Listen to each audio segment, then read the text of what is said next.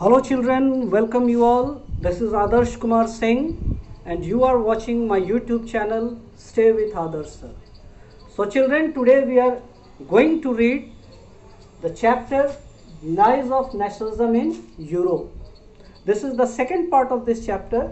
In my previous video, I have already discussed so many things about the chapter. Today we are going to discuss about a particular topic of this chapter, that is the making of nationalism in Europe.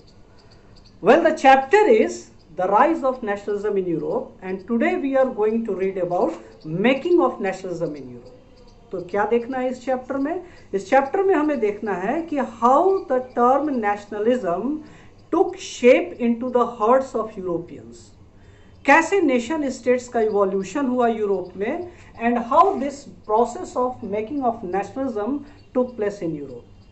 In my previous video, I have already discussed about Napoleon and Napoleonic Code.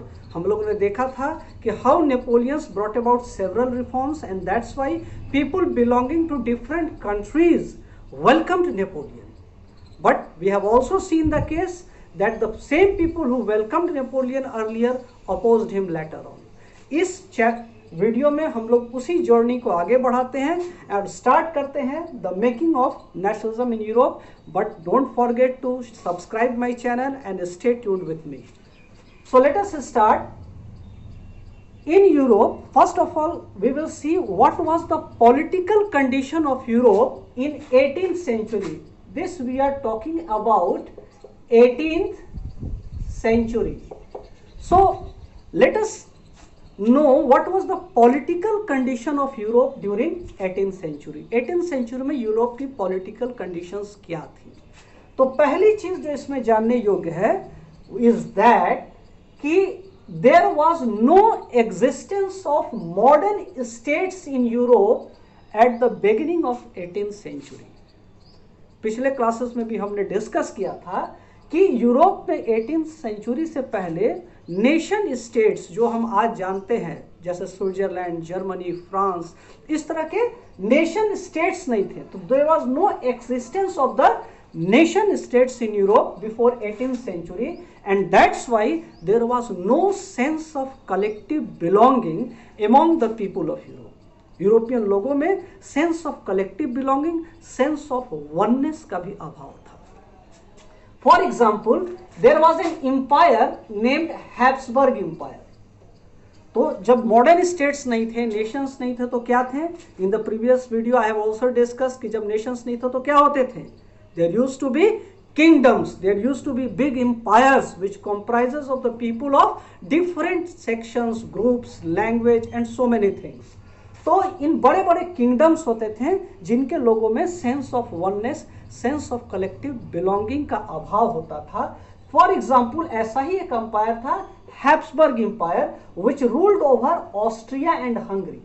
ये Habsburg empire जो था it was the empire that ruled over Austria and Hungary. तो how this empire was the culmination of different language and cultures. देखो कभी कभी question आता है कि explain by giving an example कि before 18th century in Europe the kingdoms used to be the patchwork of different regions or communities. या फिर ऐसे आ सकता है क्वेश्चन कि how can you say that Habsburg empire was the combination of the patchwork of different regions and communities. तो उसी को हम लोग एक्सप्लोर करेंगे अब. So the Habsburg empire that ruled over Austria and Hungary, it was a very big empire that included Tyrol, Austria, Sudetenland, Bohemia and so many other countries came under this. And these people of Habsburg Empire used different languages. There was no one common language of this empire. Different language groups के, different cultures के, traditions के लोग यहाँ रहते थे and that's why there was no common belief among the people. लोगों के अंदर यह बिलीफ नहीं थी कि they all are the part of a single nation. So this was the political condition of Europe before 18th century. Means there was no sense of collective belonging, there was no existence of modern states. तो modern states नहीं थे तो क्या थे? There used to be big empires which comprises of the people of different linguistic groups, different culture, different traditions. You can give the example of Habsburg Empire that included Austria and Hungary. Under these circumstances, इन परिस्थितियों में, how did the sense of oneness, collective belonging, nationalism arouses among the people? We are going to discuss the same.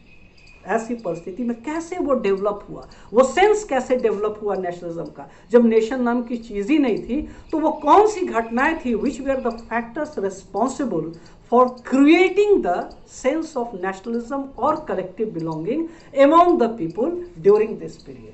So one of the major factor was aristocracy and the emergence of a new class in the society, that was middle class.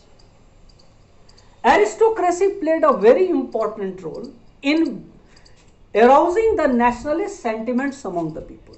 Let us see first what do you mean by the term aristocracy? What is aristocracy and which people are called aristocrats? Aristocrats are the people belonging to affluent section of the society. Means समाज के ऊंचे तबके के लोग, so called ऊंचे तबके के लोग जो अमीर होते हैं, दे कॉल्ड देमसेल्व्स एरिस्टोक्रेट्स.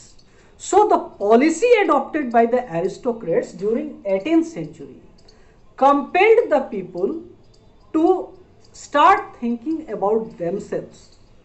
और इस तरह से एक नए क्लास का डेवलपमेंट हुआ यूरोपियन सोसाइटी में. कैसे हुआ, आगे और डिटेल्स में चर्चा करेंगे. पहले जान जाते हैं थोड़ा बहुत एरिस्टोक्रेसी के बारे में कि how the aristocrats were living in European society of that time.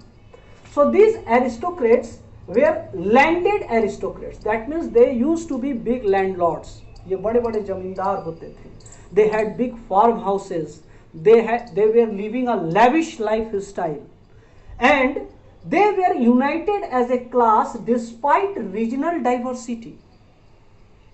Regional diversity होने के बावजूद ये एरिस्टोक्रेट्स लोग आपस में जुड़े रहते थे, क्योंकि they had a believe that they are belonging to the creamy layer of the society. वो सोसाइटी के क्रीमी लेयर से बिलोंग करते हैं, वो सोसाइटी के एक एलाइट वर्ग से बिलोंग करते हैं. And that's why these people were living a lavish lifestyle, and despite diversified by the terms of region, they were united as a class.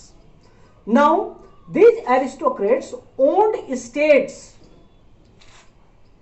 Estates means big land, big farmhouses. इनके बड़े बड़े states होते थे in the villages, and they had big houses in the towns as well, and they spoke French in order to distinguish themselves. अपने आप को दूसरे से अलग बेहतर साबित करने के लिए कि I am not among the common, they used to speak French. वो फ्रेंच बोलते थे कि I am speaking French and that's why I am different from you, I am better than you in fact. And they were connected themselves by the ties of marriages. उनकी marriages भी उनके खुद के categories में, classes में होती थी. And one thing you must know कि these aristocrats were numerically a small group. That means in society a very small proportion of the people belong to this aristocracy, but they were dominating the whole society. Despite being very nominal in numbers, they had their dominance over the society. Okay, so this is about the aristocrats. Which are the aristocrats people? Aristocrats people were the people belonging to affluent section of the society. How the aristocrats lead their life? They lead a lavish lifestyle. They used to have big farmhouses in villages and big bungalows in the cities as well. They used to speak French in order to distinguish themselves, and they were ties among themselves with the marriages, etc. Now, under these circumstances, when these aristocrats were dominating the society, number में कम होने के बावजूद इनका dominance था society के ऊपर. They did not want to compare themselves with the lower strata of the society. So-called lower strata comprises of peasants and workers.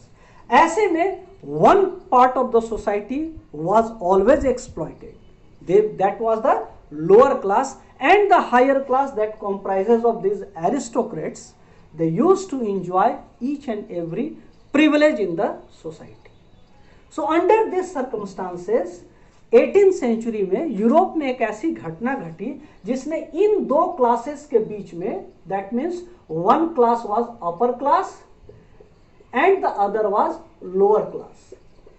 Upper class में aristocrats आ गए, दिस वेर द एरिस्टोक्रेट्स, और lower class में आते थे peasants and workers. They were numerically less, only approx 20% in number, they were 80%. Despite that, these aristocratic people used to dominate the society. Means ये हमेशा इनको dominate करते रहते थे. इन circumstances में 18th century में इस lower class से एक नए class का develop, a new class emerged out from this lower class, and that class was called middle class. ये नया क्लास कहलाया middle class. Now the question is how middle class emerged in European society. इस middle class का emergence कैसे हुआ? तो अभी तक हमने देखा there were two classes, one was upper class aristocrats, second was lower class peasants and workers. Aristocrats were numerically less but they dominated the lower class. Lower class were always being exploited. तो इन दोनों के बीच से एक नए class का development होता है, that was middle class. How this middle class emerged in European society वो देखते हैं. तो 18th century witnessed the growth of industries in Europe. Industry का ग्रो हुआ and people from villages who were exploited by these landed aristocrats, they migrated towards the cities in search of jobs. Job was available for them because factories were set up in cities, and in these factories these new lower class people tried their luck, और इस तरह से एक नए commercial class का development हुआ. As a result of emergence of industries in Europe during 18th century, a new commercial class came up in the European society, and this commercial class came to be known as middle class. ये commercial class कहलाया middle class, जिसमें कैसे लोग आते थे middle class में? Educated people, businessman, lawyers, teachers, professors, industrialist and traders, merchants, ये सारे लोग मिडिल क्लास में आते थे. इन लोगों ने इंडस्ट्रियलाइजेशन का फायदा उठाया, they took advantage of the industrialization, they tried their luck, और इन्होंने खूब पैसा कमाया. And they created a new section in the society apart from aristocrats and from the lower class, जो कि middle class कहलाया. They were educated, they were having the money, and most importantly they were having the brains also. दिमाग भी था उनके पास, because they were educated, they were literate people. और इन लोगों ने इन एरिस्टोक्रेट्स के खिलाफ, इनके प्रिविलेजेस के खिलाफ, they started raising voices against it. Okay, once again come to this point, we read about the making of nationalism in Europe, how aristocrats dominated the society, and how middle class emerged in European society. How middle class emerged? It emerged as a result of industrialization, and which this middle class comprises of the commercial class, where people like doctors, engineers, lawyers, traders, businessmen, ये सारे लोग आते थे. Now these middle class people started calling themselves liberals. इन्होंने अपने आप को एक नया नाम दिया, and they started calling themselves liberals. उन्होंने आपको लिबरल कहना शुरू किया. अब भाई ये लिबरल क्या होता है? What is the meaning of liberals? So let us see what does liberal nationalism stands for. Liberalism is a word derived from the Latin word liber. Latin में एक वर्ड है liber. इसी जिस लिबर का अर्थ होता है free, Libre means free, and from that word Libre the word liberalism come. That means ideology. What is liberalism? Liberalism, just make it into your mind. What is liberalism? Liberalism is an ideology which supports freedom. Freedom in what? Freedom in every walk of life. Social walk of life, political walk of life, economic walk of life.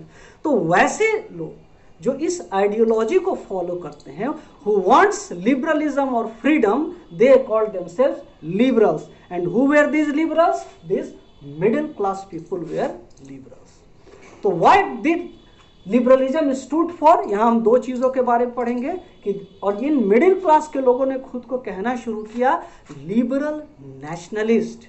They gave themselves a new objective. Which type of nationalist? Liberal nationalist means those type of nationalists who wanted liberation, who wanted freedom. Freedom in what? Freedom in every walk of life. यहाँ दो क्षेत्र के बारे में पढ़ेंगे, freedom in political sphere and freedom in economic sphere. Means what does liberalism stood for in political sphere and in economic sphere. Okay, so up to here what is clear? The thing that is clear is, first thing, how middle class emerged in society. It emerged with the help of industrialization. The growth of new commercial class came up, and those class comprises of the middle class people. These middle class people called themselves as liberals, and they wanted liberalism, freedom. They supported the ideology of liberalism. Now come, what does liberal nationalism stood for in political sphere? Political sphere में पहले देखते हैं। Questions भी कभी कभी आते हैं in boards कि what do you mean by term liberalism? Explain liberalism in political sphere और explain liberalism in economic sphere. So first of all come in political. In political sphere liberalism stood for freedom of individual, means व्यक्ति की आजादी and equality before the law. The first thing demanded by the liberal nationalists in political sphere was equality before the law and the freedom of individual. Means they demanded that we all are equal before the law. If someone is belonging from higher strata of the society, on basis of that only, he must not be treated unequally in front of law. They demanded for a government which is chosen by the consent of the people. Means उन्होंने demand किया एक ऐसी government का जो कि चुनी जाएगी किसके द्वारा? लोगों के कॉन्सेंट से, लोगों के विश्वास से। They demanded for the end of autocracy. उन्होंने ऑटोक्रेटिक सिस्टम का भी, autocracy means a system that is governed by a ruler who is ruling the society only upon his own will, जो दूसरे के सजेशंस नहीं लेते हैं। तो they wanted end of autocracy, they wanted constitution and they also wanted inviolability of private property. Private property की security भी इनकी डिमांड्स में से एक थी। So this was liberal nationalism in political sphere. फिर से जान जाओ, पॉलिटिकल स्फीयर में लिबरल नेशनलिज्म का मतलब क्या था? Freedom of individual, equality before the law, government by consent of the people, end of autocracy, constitution and inviolability of the private property. Now come, what does liberal nationalism stood for in economic sphere? ये तो हो गई political sphere की बातें कि when liberal nationalists started opposing the aristocrats, they wanted freedom. Political sphere में उन्होंने ये डिमांड रखे। Now come, what does liberal nationalism stood for in economic sphere? In economic sphere, they demanded for the freedom of market and abolition of state imposed restrictions on movement of goods and services. Economic sphere में, because one thing you must not forget कि these middle class people were mostly the businessmen and the traders, और इसलिए they wanted the relaxation in the policies related to trade and commerce. So in economic sphere they wanted freedom of the market and abolition of state imposed tax barriers. Like they wanted free movement of goods and services. They wanted uniform system of weight and measurements in order to facilitate their, क्योंकि we have already discussed in previous sections कि there was no system of weight and measurement in Europe, जिससे इन traders को बड़ी परेशानी होती थी। Suppose there was a term Eli, Eli Eli means what? Eli was, it was unit of measuring cloth. Cloth को major करने की unit Eli कहलाती थी. अब ये एली जो होती थी, जैसे हम लोग अपने यहाँ we use to measure cloth in meters, in Germany, I am talking about Germany, Germany में unit of measuring cloth was ell. It is just an example. अब एक एली का मेजरमेंट, जर्मनी की एक शेयर फ्रैंकफर्ट में कुछ होता था, तो बर्न में जाके कुछ हो जाता था, बर्लिन में कुछ होता था, and that's why it was creating a lot of problems for the people. That's why they wanted uniform system of weights and measurements. And they also demanded for unified economic territory. एक ऐसी territory हो, एक means एक ऐसा group of Nations हो जिसमें economic system equal और uniform rules regulation से मेंटेन किया जाए. And that's why under these demands of middle class a custom union was formed which was known as Zollverein. In liberal nationalism का demand था कि अंततः एक कस्टम यूनियन बनाना पड़ा यूरोप में जो कहलाया Zollverein. What was Zollverein? It was a custom union formed in the year 1834. 1834 में एक कस्टम यूनियन बना and that custom union was called Zollverein. This Zollverein demanded several reforms and it also brought out several reforms in the society. Let us see what were the works done by Zollverein. पहला काम जो Zollverein ने किया वो था, it abolished the internal tariff barriers. इसने internal tariff barriers को खत्म कर दिए ताकि free movement of goods and capital. So first work of Zollverein was it abolished the tariff barriers, reduced the number of currencies जो कि 32 से ज्यादा थे, which was more than 32, that was reduced to 2. It created a network of railways and improved the communication system for the betterment of commercial activities and introduced several economic reforms. Okay, once again get it into your mind. Zollverein was what? It was a custom union. How it was formed? Formed by the initiative of a German state named Prussia in the year 1834. Later on, it was joined by other European states. What was the work of Zollverein? It brought about several economic reforms in European society. What were those reforms? Abolition of tariff barriers, reduced number of currencies from over 32 to 2, created network of railways, improved communication system, and introduced several economic reforms. Now, after this, a new conservatism came into existence in Europe after 1815. 1815 is a remarkable period in European history. 1815 में बहुत बड़ी घटना घटी. What is that incident?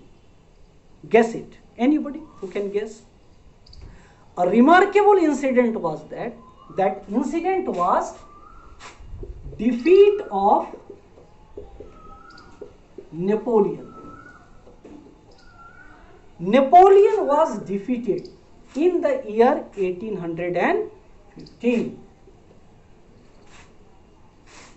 We have discussed in the last video that how Napoleon conquered the most part of the European continent, how he brought about the reforms, and how he bring about administrative changes in the European society. वो सारी changes को बदलने का वक्त आ गया था, because in 1815 Europe and the world witnessed the defeat of Napoleon. पूरी दुनिया ने देखा एक ऐसी चीज which was assumed as impossible at that time. उस समय सोच भी नहीं सकते थे लोग कि नेपोलियन हार जाएगा. This Napoleon was defeated in the year of 1815. And 4 big powers combined together and they defeated Napoleon. Britain, Russia, Austria and Prussia. These 4 powers joined hands together and collectively they defeated Napoleon. and Napoleon was defeated in the year 1815. And after the defeat of Napoleon, Europe में जो शासन व्यवस्था established हुई, the form of government, the system of government that came up in Europe after the defeat of Napoleon, that is called conservatism. उसी को conservatism कहा जाता है. Conservatism is an ideology. First of all, let us know the meaning of word conservatism. It is derived from the word conservatives. Conservatives से बना है conservatism. Who are conservatives? Conservatives are those people who believes in the traditional institutions of the society, like monarchy, like social hierarchy system, ऊंच नीच का भेदभाव. जो लोग advocate करते हैं, मानते हैं कि ये सब चीज होनी चाहिए, they are called conservatives. Means those people who believed in establishing the traditional institution. जैसे हम लोग अक्सर डेली यूज में बोलते हैं बड़ा कंजर्वेटिव माइंड का आदमी है. What is the meaning of that? कि पुराने ख्यालों का आदमी है. तो वैसे लोग who wanted to establish the traditional things in the society, they are called conservatives. और उन्होंने जो आइडियोलॉजी फॉलो की, that ideology is called conservatism. तो नेपोलियन के बाद यूरोप में इसी आइडियोलॉजी का शासन हुआ.